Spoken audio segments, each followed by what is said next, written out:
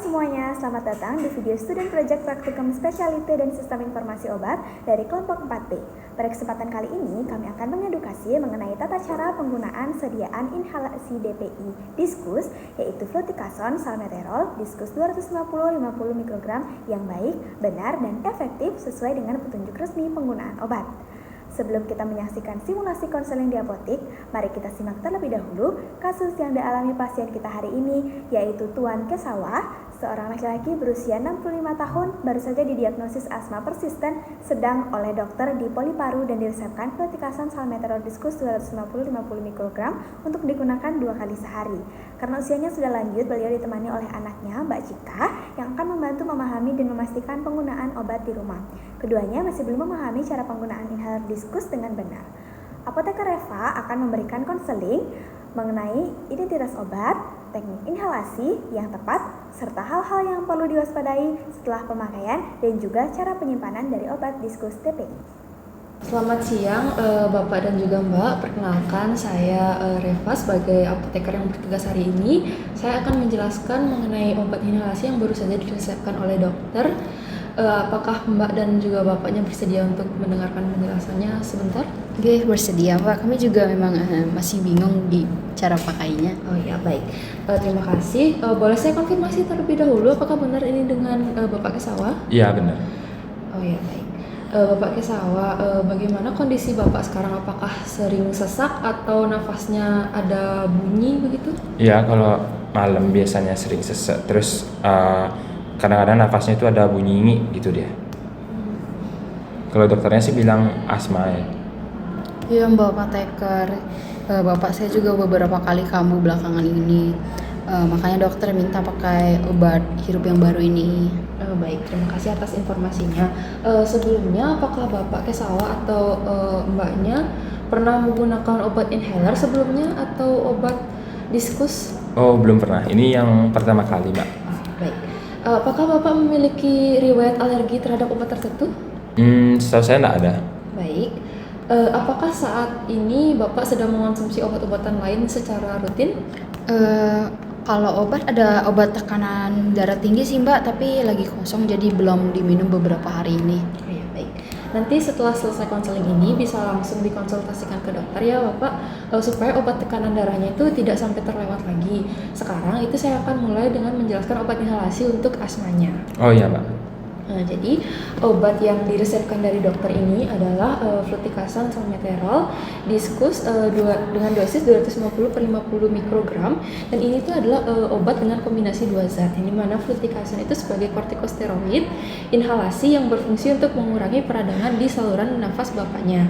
Lalu salmeterol itu sebagai bronchodilator jangka panjang yang membantu membuka saluran nafas agar Bapaknya bisa bernafas lebih lega. Jadi obat ini harus digunakan rutin selama 2 kali sehari, pagi dan juga malam. Jadi bukan untuk meredakan keadaan sesak yang mendadak. Jadi seperti itu. Jadi kalau sekiranya tiba-tiba sesak, obat ini tidak bisa langsung membantu ya Mbak? Ya, betul sekali Mbak. Jadi fluticasone salmeterol ini adalah obat pengontrol jangka panjang, bukan untuk obat pelega darurat. Jadi kalau Bapaknya tiba-tiba sesak berat, perlu ada inhaler pelega seperti salbutamol yang terpisah dari dosis ini. Itu juga bisa dikonsultasikan ke dokter. Tapi dengan penggunaan Diskus ini yang secara rutin, itu frekuensi kambuhnya itu diharapkan bisa berkurang. Oh, jadi ini harus dipakai secara rutin gitu ya, biar nggak sering kambuh? Tepat sekali Bapak. Jadi sekarang saya akan menjelaskan bagaimana cara penggunaannya, karena tekniknya itu cukup berbeda dari penggunaan obat lain seperti obat dengan cara minum. Jadi saya minta untuk Mbaknya dan juga Bapak untuk menyimak baik-baik agar bisa dibantu di rumah untuk penggunaannya. Oke, siap Mbak. Nah, jadi pertama untuk Diskusnya ini harus dipegang dengan keadaan mendatar seperti ini. Lalu ini dinamakan thumb grip. Jadi ibu jari itu diletakkan di sini dan juga setelah itu digeser thumb gripnya itu untuk membuka si Diskus ini. Lalu digeser ke kanan hingga terdengar bunyi klik seperti ini. Lalu selanjutnya ini ada lever. Ini juga digeser ke arah keluar atau ke arah kanan hingga terdengar bunyi klik. Nah, itu sudah terhitung 1 dosis. Setelah itu, sebelum penggunaan diharapkan untuk menghembuskan nafas perlahan terlebih dahulu, dengan catatan nafas yang dihembuskan itu harus menjauhi dari mulut diskus ini. Selanjutnya, letakkan mulut diskus di antara bibir dengan posisi yang rapat, lalu hirup nafas yang dalam-dalam dan juga cepat melalui mulut. Setelah itu, Bapak bisa nahan nafas selama kurang lebih 10 detik atau selama yang Bapak bisa, agar obatnya itu sempat mengendap di paru-paru. Setelah itu, bisa keluarkan nafas perlahan. Yang terakhir, sebelum menutup diskus, itu harus dilap dulu mulut diskusnya dengan menggunakan tisu atau lap kering. Setelah itu, untuk menutup diskusnya itu, di thumb grip ini kita bisa geser ke arah kiri hingga terdengar bunyi klik seperti ini. Seperti itu. Agak banyak ya, saya jadi takut lupa Mbak. Tidak apa-apa Bapak, nanti Mbaknya itu bisa mendampingi dan juga mengingatkan di rumah. Saya juga akan minta Bapak dan Mbak untuk mencoba mengulanginya di akhir konseling nanti supaya lebih yakin. Oke, yuk Pak, nanti Cika dampingi kok. Satu hal yang penting setelah penggunaan diskus ini, itu Bapak harus segera berkumur dengan air putih dan buang airnya. Airnya itu tidak boleh ditelan ya Bapak. Ini untuk mencegah infeksi jamur di mulut dan juga tenggorokan yang bisa timbul akibat residu obat dari kortikosteroidnya. Oh, harus berkumur ya? Saya kira itu langsung selesai gitu aja Mbak. Iya Bapak, jadi itu penting sekali dan juga biasanya pasien tuh sering melewatkan. Jadi setelah menghirup itu harus berkumur, baru boleh minum dan juga makan. Mbak mau nanya, sekiranya nanti kalau Bapak lupa gitu udah kali 1 penggunaan gitu, kira-kira gimana ya? Jadi kalau misalnya lupa dan juga ingat dalam waktu dekat sebelum jadwal berikutnya dan masih lebih dari 12 jam, itu boleh segera digunakan.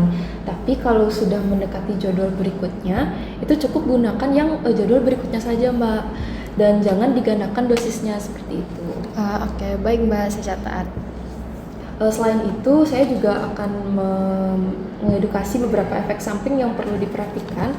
Itu yang paling umum itu adalah suara sesak dan juga iritasi yang ada di bagian tenggorokan. Hal ini tuh wajar sekali ya Mbak dan Pak, dan ini bisa diminimalkan dengan berkumur tadi. Namun jika setelah menghirup Bapaknya itu merasakan sesak yang justru bertambah berat, lalu ada detak jantung yang bertambah cepat dan juga muncul gemetar berlebihan, bisa segera periksakan ke dokter ya. Oh iya deh, semoga nggak kejadian aja deh Mbak.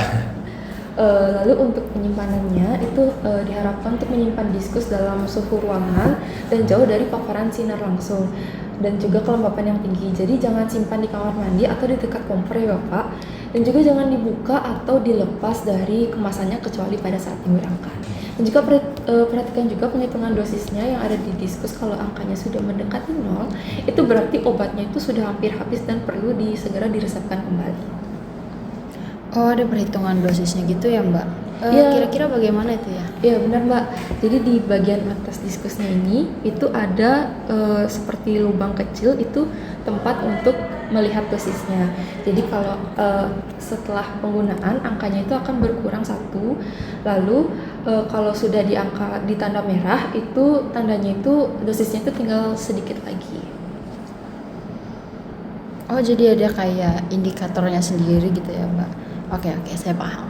Baik, sebelum saya tutup, boleh saya minta Mbaknya untuk mengulangi secara singkat terkait penggunaan diskusnya untuk memastikan penjelasan saya sudah dipahami dengan baik.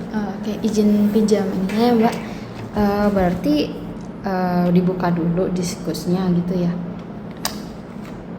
Gini, lalu digeser ada levernya sampai ada bunyi klik, lalu dihirup dan didiamkan sekiranya sampai 10 detik gitu ya Mbak.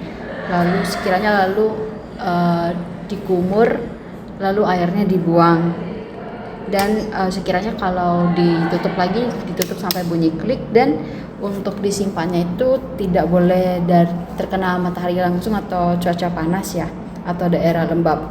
Dan kalau tadi Mbaknya bilang ada indikatornya itu ya, kalau ada angka merah Berarti minta diresepkan ulang sama dokternya ya Mbak? Iya benar sekali Pak, sudah lengkap dan juga sudah sangat benar penjelasannya.